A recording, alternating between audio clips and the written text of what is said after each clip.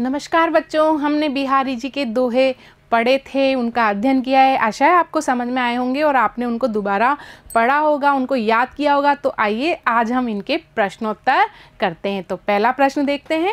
वस्तुनिष्ठ प्रश्न, बिहारी सतसई में किस रस की प्रधानता है? शांत, श्रृंगार, वीर, हास्य। तो यहाँ पर श्रृंगार की प्रधानता है। उन्होंने नायिका के सौंदर्य, इनके ज़्यादा दोहों का वर्णन किया है। बिहारी की काव्य शैली कौन सी है? मुक्त काव्य शैली, खंड काव्य शैली, गीति काव्य शैली या प्रबंध काव्य शैली। तो बच्चों, बिहारी जी की जो काव्य शैली है वो है मुक्त काव्य शैली। इन्होंने दोहों की रचना की है। बिहारी सतसई में दोहे हैं तो वो मुक्त हैं, मतलब हर दोहा एक अलग है।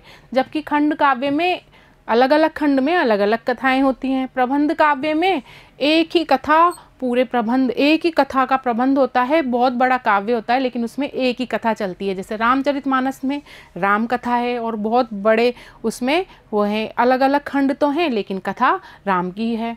और गीति काव्य, गीतों से संबंधित काव्य। तो यहाँ पर जो बिहारी जी का काव्य है वो मुक्त काव्य शैली है। कब को टेरतु दीन रट जगनाइक जगबाए। प्रस्तुत दोहे में कवि ने उलाहना देते हुए किस पर कटाक्ष किया है? श्री कृष्ण पर किया है। कवि ने श्री कृष्ण को उलाहना देते हुए कटाक्ष किया है कि वह कब से पुकार रहा है और भगवान उसकी सहायता नहीं कर रहे हैं। किस लालच में गोपियाँ श्री कृष्ण की मुरली छिपा लेती है? श्री कृष्ण से बात करने के आनंद में, लालच में गोपियाँ उनकी मुरली को छिपा लेती है। बतरस लालच लाल की मुरली धरी लुकाए। तो गोपियों ने उनकी मुरली को छिपा दिया और उनको बहुत परेशान किया। क्यों किया? क्योंकि वह उनसे सिर्फ बातें करना चाहती हैं।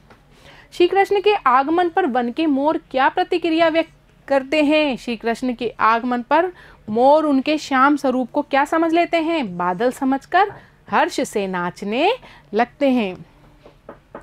समान आभा के कारण नजर न आने वाले नायिका के आभूषणों की पहचान किस प्रकार होती है?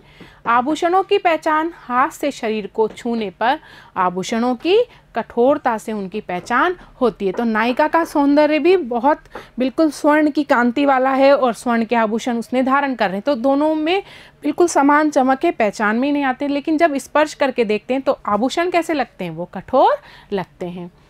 जगत के चतुर चितेरों को भी मूढ़ बनना पड़ा। कवि ने ऐसा क्यों कहा?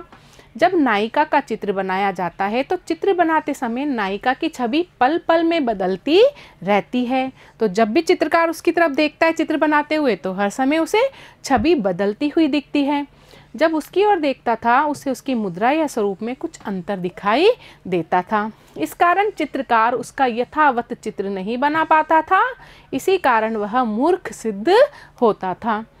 कहत नटत रीजत मिलत खिलत लजियात भरे भोन में करत है नैनन ही सो बात।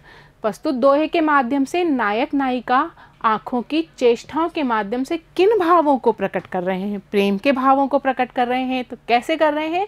नायक नायिका आँखों की चेष्टाओं द्वारा कुछ कहने की, असहमत होने की, प्रसन्नता की, खींचने की, मिलने की, हर्षित होने की और लजाने की मनोभावनाओं को व्यक्त कर रहे हैं। देखो, कहने की, नटने, मना करने की, रीझत, रीझने की, मिलत, मिलने की, खिलत, खिलने की, लजियात, लज्जा की।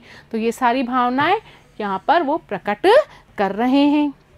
यह मनोवैज्ञानिक तथ्य है कि मनुष्य के हृदय की भावनाएं उनके नेत्रों से झलक जाती है। तो यहाँ पर एक प्रेम का आदर्श स्वरूप प्रस्तुत किया है।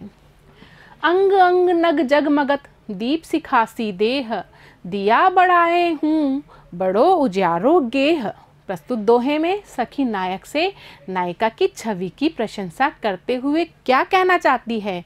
सखी इस दोहे में नायक के सामने नायिका के उज्जवल रूप की, उसके गौर वर्ण की प्रशंसा करके नायक को नायिका के प्रति आकर्षित करना चाहती है। वह यह संकेत देती है कि रात्रि के समय भी नायिका के घर में उसके रत्न जटित आभूषणों और वह उसके उज्जवल रूप के कारण प्रकाश बना रहता है।